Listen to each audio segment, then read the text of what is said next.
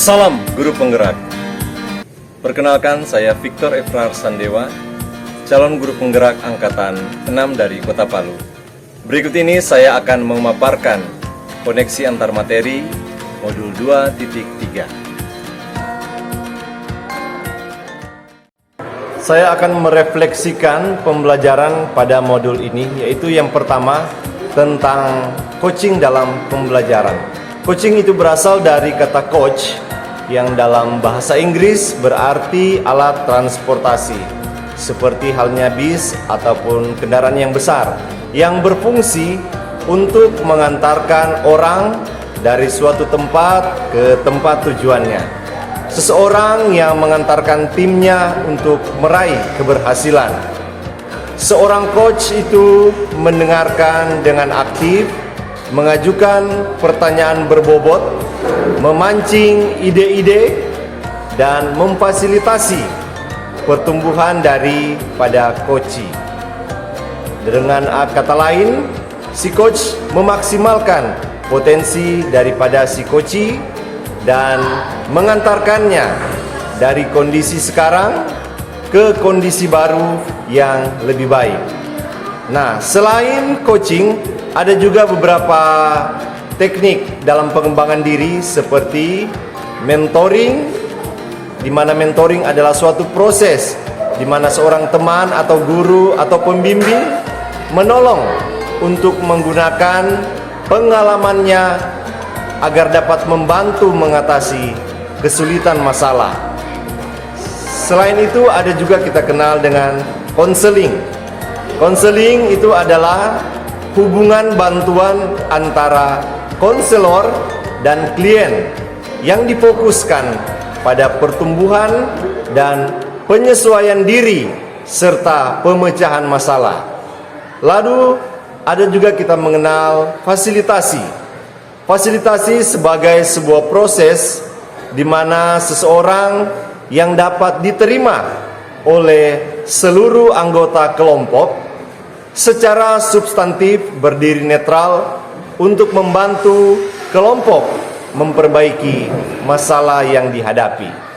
Lalu yang berikutnya lagi kita mengenal istilah training. Training itu adalah suatu usaha yang terencana untuk memfasilitasi pembelajaran. Misalnya tentang pekerjaan yang berkaitan dengan pengetahuan, keahlian, dan perilaku oleh para pegawai. Demikianlah beberapa hal yang dapat saya refleksikan, yang dapat saya peroleh pada pembelajaran di tema ini.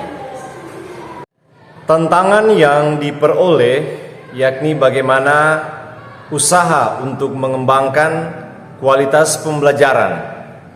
Nah, salah satu solusi yakni dengan adanya supervisi akademik. Supervisi akademik ini dilakukan untuk memastikan pembelajaran yang berpihak pada murid sebagaimana tertuang dalam standar proses pada Standar Nasional Pendidikan. Nah, pelaksanaan pembelajaran sebagaimana yang dimaksud itu harus diselenggarakan dalam suasana belajar yang interaktif, inspiratif, menyenangkan, menantang, dan memotivasi peserta didik agar mereka dapat berpartisipasi aktif dan memberikan ruang yang cukup bagi kreativitas dan kemandirian sesuai bakat, minat, dan perkembangan fisik serta psikologis peserta didik. Untuk mewujudkan hal ini, maka sangat diperlukan adanya supervisi akademik. Supervisi akademik selain bertujuan untuk memastikan pembelajaran yang berpihak pada murid, maka tujuan lainnya yaitu juga untuk pengembangan kompetensi diri dalam diri setiap pendidik atau setiap guru yang meliputi kompetensi pedagogik, kompetensi kepribadian, kompetensi sosial, dan kompetensi profesional. Keterhubungan modul ini dengan modul-modul sebelumnya yaitu Proses coaching sebagai sebuah latihan menguatkan semangat Tutwuri Handayani. Menurut Ki Hajar Dewantara, seorang guru semestinya mampu untuk menjadi pamong untuk perkembangan muridnya. Sistem pendidikan yang terbaik adalah yang mampu menumbuhkan disiplin dan pemahaman mengenai kesejatian hidup dalam diri siswa sendiri. Dalam sistem Among, guru memiliki 3 fungsi utama. Di depan, ia menjadi teladan atau contoh yang baik bagi para murid. Di tengah, menjadi pendorong atau pemberi semangat. Dan di belakang, yang mengamati kemajuan para murid. Pendidikan akan menghasilkan manusia yang merdeka, yang berkembang secara utuh dan selaras dalam segala aspek kemanusiaannya, serta mampu menghargai dan menghormati manusia lain.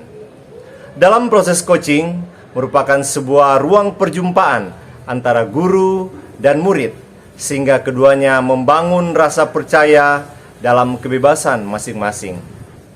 Di dalam proses coaching ini juga ada 4 kekuatan atau mindset yang harus dimiliki oleh seorang guru dalam berdialog. Yang pertama, murid adalah mitra belajar.